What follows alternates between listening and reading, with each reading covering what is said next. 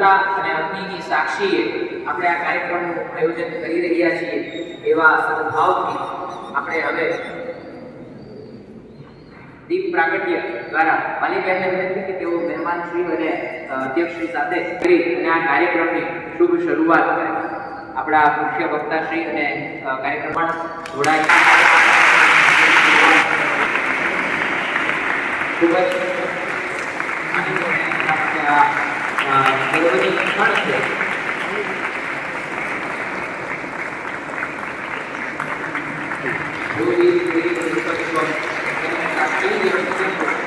યાવત સર્વ સમાપ્યેત તાવત ત્વં સંસ્થિરો ભવ.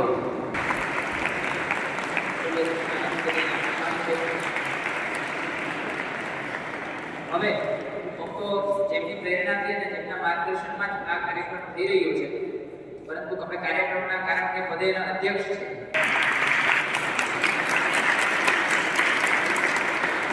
મહિલા સશક્તિકરણનું જીવંત અને મૂર્તિમંત ઉદાહરણ એવા ઈનાબેન હુંબલ આપણી વચ્ચે ઉપસ્થિત છે.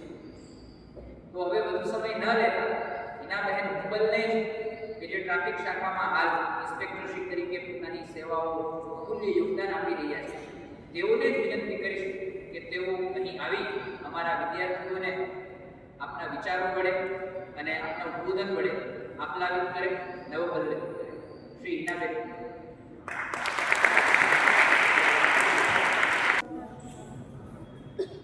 ભારત માતા કી જય. વર્લ્ડ લેવલ પર સસ્ટેનેબલ ડેવલપમેન્ટ ગોલ્સ કે ડેવલપમેન્ટ કરવું છે વિશ્વમાં, તો કેવા કેવા ગોલ્સ હોવા જોઈએ અને આપણે એને કઈ રીતે અચીવ કરશું, એના માટે આપણું એક ફ્રેમવર્ક બનેલું છે. એને સસ્ટેનેબલ ડેવલપમેન્ટ ગોલ્સ કહેવાય. એના આધારે બધા માપદંડો નક્કી થયા છે કે કયા દેશમાં કેટલું પ્રોગ્રેસ થાય છે. એમાંથી એક ગોલ છે જેન્ડર ઇક્વાલિટી, જાતીય સમાનતા. જાતીય સમાનતા એટલે શું? કે ઓપોર્ચ્યુનિટી, રાઇટ્સ અને પ્રિવિલેજીસ, આ ત્રણેય વસ્તુને ઇક્વલી આપવામાં આવે. જેન્ડર બેઝ કોઈ બી જાતના બાયસ વગર, કોઈ બી જાતની અસમાનતા વગર ત્રણ વસ્તુ જો સમાન રીતે આપવામાં આવે તો એને જેન્ડર ઇક્વાલિટી કહેવામાં. એક બહુ સરસ વિચાર છે કે કોઈ રથ છે, બરાબર, એ એક પૈડું નાનું હોય અને એક પૈડું મોટું હોય, તો શું એ સ્મૂથલી ચાલી શકે? શું એ દૂર સુધી જઈ શકે?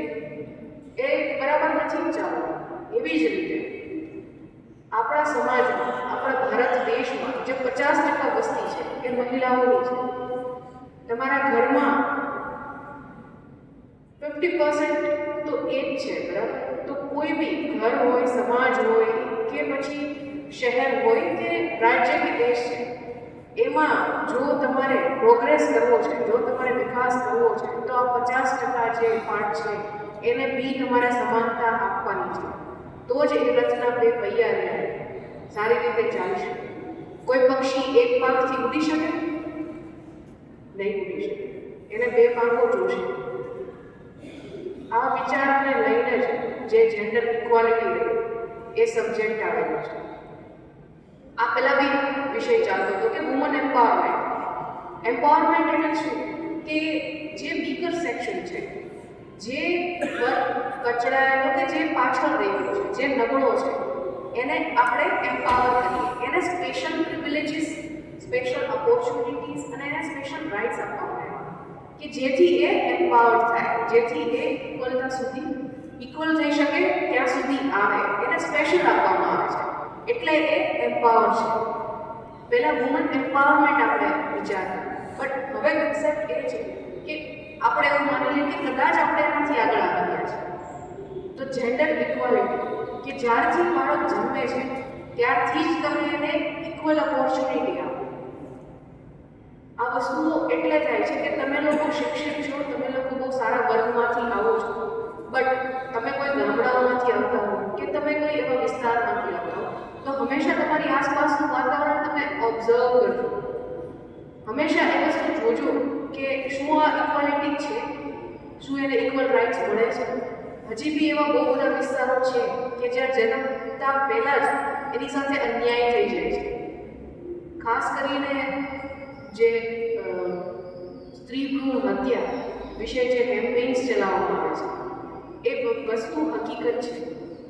આજે એ ઇલીગલ છે, કાયદાથી એ પ્રતિબંધિત છે, બટ તો બી ખૂણે ખાંચરે ગેરકાયદેસર રીતે આ પ્રવૃત્તિઓ ચાલુ હોય છે. તો આ વિષયો તમારા સુધી લાવવાનો મેઇન ઇન્ટેન્શન એ છે કે જે સોસાયટીમાં ચેન્જ આવવો જોઈએ એ કંઈ પોસ્ટરો લગાવીને કે કોઈ બીજાને જ્ઞાન દેવાથી નથી આવી જવાનું. આ દરેક વસ્તુ તમે તમારા જીવનમાં તમારી અંદર ઉતારશો તો આ વસ્તુ ચેન્જ આવશે. બી the change which you want to C in the society. તમારાથી શરૂઆત કરો, તમારી આસપાસના લોકોથી શરૂઆત કરો, ત્યારે આ ચેન્જ છે એ બહારે આવશે, સમાજમાં આવશે અને પછી એનો કોઈ મતલબ રહેશે. અધરવાઇઝ આ બોલવાથી કે કહેવાથી કે વસ્તુ થઈ નથી જવાની. તમે એવી પરિપક્વ માનસિક તમારી સ્થિતિ એવી છે કે તમે આ વસ્તુ સમજી શકો છો અને તમે આ વસ્તુ અપનાવી બી શકો છો અને તમે એને બહુ સારી રીતે આગળ બી લઈ જઈ શકો છો એક સારી વિચારધારાને. એટલે તમારા માટે સરકાર સ્પેશિયલી ગ્રાન્ટ્સો આપી અને આ સેતુ જેવા પ્રોગ્રામ્સ કરે છે કે જે કોલેજમાં જે શિક્ષિત યુવક યુવતીઓ છે એ આ વસ્તુ સમજી શકે અને સમાજમાં એ વસ્તુ લાવી શકે. સૌ પ્રથમ તો મને એવું લાગે કે બેનને સાંભળી લીધા આપણે પીઆઈ બેન વિના ત્યારે ઘણી વાર એવું થાય આપણને કે અગાઉ મહેતા સાહેબને પણ સાંભળેલા હતા એસપી સાહેબ હર્ષદભાઈ મહેતા સાહેબને સાંભળેલા ત્યારે એના બેનને સાંભળેલા. એટલે મને તો એવું થયું કે પ્રોફેસરને લાયક છે. પ્રોફેસર હોવા જોઈએ, પ્રિન્સિપલ હોવા જોઈએ, કોઈ છતાં નથી કે સરસ પોતાની રજૂઆત કરી છે. એમણે થોડા દિવસ પહેલા બેનને ફોન કરેલો અને આપણી લાગણીને માન આપી અને આપણી કોલેજ પર આવ્યા. તો કોલેજ પરિવાર વતી એમનું હાર્દિક સ્વાગત આપણે કરીએ.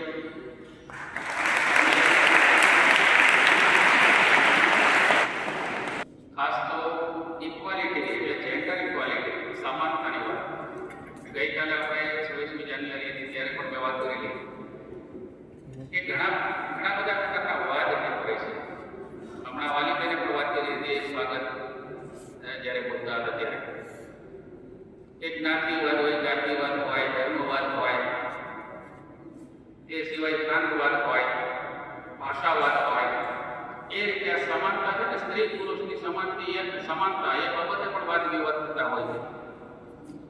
ગઈકાલે મેં વાત કરી હતી કે રાષ્ટ્રવાદ હોવો જોઈએ, રાષ્ટ્રવાદની જગ્યાએ બીજા વાદ હોય છે. આપણે તો સ્ત્રીને જે સ્થાન મળવું જોઈએ, પુરુષને જેટલું મળે છે એટલું સ્ત્રીને સ્થાન મળવું જોઈએ. એના માટેના પ્રયત્ન સરકાર શ્રી કરે. પ્રાચીન સમયમાં પણ આપણને બધાને ખબર છે કે માતા અનસુયાથી માંડીને અર્વાચીન સમય સુધી લો બહેનો એ સારી કામ કરી.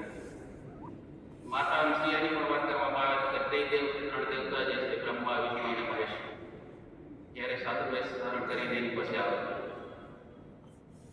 એનું સતીત્વ જે છે એની ચકાસણી માટે છે, એની પરીક્ષા લેવા માટે છે. એ ત્રણ સાધુ છે, ત્રણ ત્રિદેવ, ત્રણ ભગવાન આવે અને પછી વાત કરે છે કે અમને જમાડો. ત્યારે જમાડવાની જે વાત કરી પછી એમ કીધું કે નગ્ન અવસ્થામાં અમે જમવા માંગીએ છીએ. ત્રણેય ત્રિદેવ એની પરીક્ષા લેવા માટે વાત કરી. એક બાજુ જો ના જમાડે તો અતિથિ ધર્મ લાગે અને જો જમાડે નગ્ન અવસ્થામાં જમાડે તો આ પ્રોબ્લેમ કયો થાય કે સ્ત્રી ધર્મ, પતિ ધર્મ થાય. તેમણે ભગવાનનું નામ લઈ અને અંજલિમાં પાણી લઈ અને ત્રિદેવ જે હતા એના પર છંટકાવ કર્યો અને ત્રણેયને બાળકો લઈ અને ત્રણેય નાના બાળકોને તો માતા અનસુયાથી માંડીને કલ્પના ચાવલા, સોનિયા વિલિયમ્સ ત્યાં સુધી સ્ત્રીઓએ ખૂબ જ પ્રગતિ કરી. પાયલોટ પણ છે, અત્યારે પ્લેન પણ ઉડાવે છે. કોઈ પણ ક્ષેત્ર એવું નથી. અને જીવતું જાગતું ઉદાહરણ તમારે જોવું હોય તો બેન પોતે જ છે. અત્યારે પીઆઈ તરીકે નાની ઉંમરમાં પીઆઈ તરીકે કામગીરી કરી છે. એમની અંદર પણ ઘણો બધો સ્ટાફ કામ કરતો હશે. એટલે વધારે સમય ના લેતા બેને પોતાનો કિંમતી સમય ફાળવી અને આપણી કોલેજમાં આવેલા છે. એ બદલ ફરી વાર એમનો ખૂબ ખૂબ આભાર માની મારી વાણીને વિરામ આપું.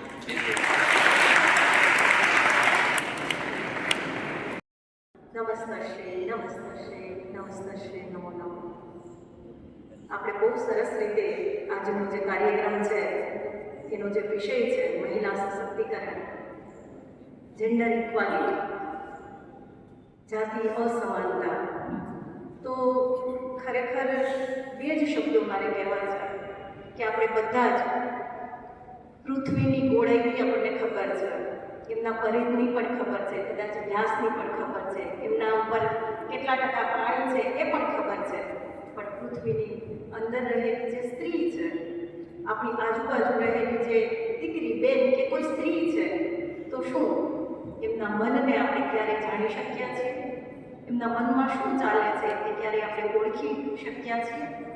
સ્ત્રીને કોઈ એવી પૂજાવાની જરૂર નથી કે ચલો મને દીવો લઈને કોઈ મારી પૂજા કરે, પણ ફક્ત એમને રસ એમાં જ છે કે પોતાના જે સ્વતંત્ર વિચારો છે એ વ્યક્ત કરવાની, મુક્ત મને વ્યક્ત કરવાની એવી સ્વતંત્રતા મળે. આપણી વચ્ચે પધારેલા મહેમાન શ્રી હુંબલ સરે બહુ સરસ વાત કરી જાતીય અસમાનતાની. તો સરળ રીતે, સારા શબ્દોમાં અને જુદા જુદા ઉદાહરણ દ્વારા આપણને સમજાય એ રીતે બહુ સરસ રીતે માહિતી પીરસી છે. એમનું શેડ્યુલ વ્યસ્ત હોવા છતાં પણ આપણને એમનો અમૂલ્ય સમય ફાળવ્યો છે એ બધી હું કાર્યક્રમના કોર્ડિનેટર, અધ્યક્ષશ્રી અને કોલેજ પરિવાર વતી એમનો ખૂબ ખૂબ આભાર વ્યક્ત કરું છું. સાથે સાથે આપણા પ્રિન્સિપાલશ્રી, એમનો પણ હું હૃદયપૂર્વક આભાર વ્યક્ત કરું છું. આ ઉપરાંત જે સમગ્ર ટીમ છે સેતુ પ્રકલ્પની, જે સ્ટેજથી માંડી અને શિસ્ત સુધી અને સાથે સાથે નાસ્તા સુધીની જે વ્યવસ્થા કરી રહ્યા છે એમનો પણ હું હૃદયપૂર્વક આભાર વ્યક્ત કરું છું. સાથે સાથે આપણી જે ટેકનિકલ ટીમ છે એમનો પણ હું હૃદયપૂર્વક આભાર વ્યક્ત કરું છું. અને અમારી કોલેજનું જે ધબકતું હૃદય છે એવા જો વિદ્યાર્થીઓ આપ સૌ શાંતિથી આ કાર્યક્રમને માણ્યો છે એ માટે આપ સૌનો નામી અનામી તમામનો આભાર વ્યક્ત કરી વિદાવું છું. અસ્તુ. જય હિન્દ.